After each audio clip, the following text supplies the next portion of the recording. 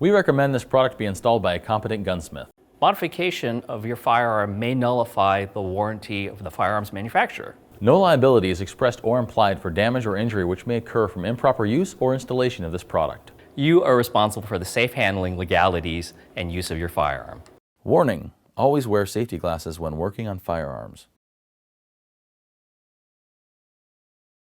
Hi guys, Scott Folk here from Apex Tactical Specialties. Today I'm going to walk you through the installation of our optic mounting plates for the Sig P320 line of pistols. For this install, we're going to use a 3/32 inch pin punch or equivalent, 2.5mm hex wrench, 3/32 inch hex wrench, a 20 pound fix-it stick or torque limiter of some variety, and a driver.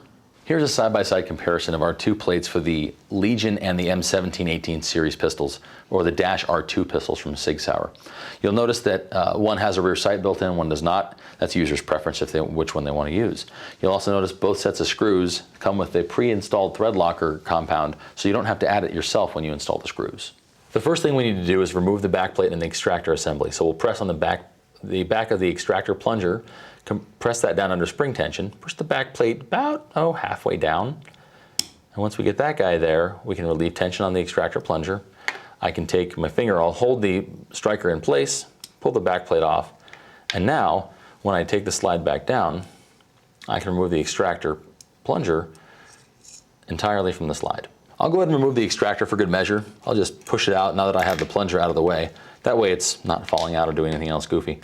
Next, I need to remove the two screws that hold the bottom plate, the rear sight plate in place. You'll see them here and here. I need to use a 3/32 inch hex wrench to do so. So now I'll use my 3/32 inch hex wrench and I'll go ahead and remove the screws from the bottom of the slide. Just take them all the way out. They need to be removed completely to get the rear sight plate out of the way.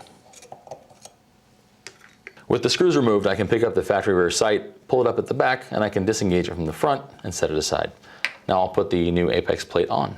With the factory rear plate removed, we'll take the Apex plate, we'll drop it in position. You'll see the holes will line up. You're going to use the 4mm screws that come with the optic plate, and we'll go ahead and install those guys.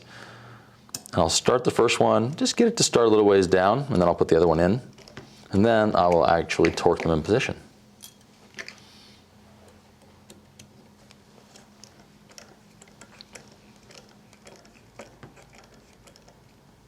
With the screws seated, I'll go ahead and torque them in place. I have my fix-it stick torque limiter in between the wrench and the handle, so all I have to do is twist until it skips.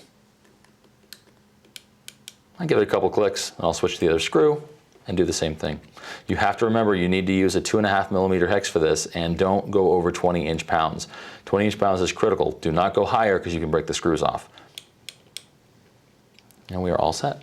With the rear plate installed and torqued back into position, I'll take the extractor, drop it back into its slot.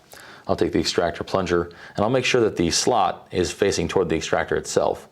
Put that in from the back, make sure that engages on the extractor itself, has a little bit of tension there on the spring, and we can put the back plate back in position.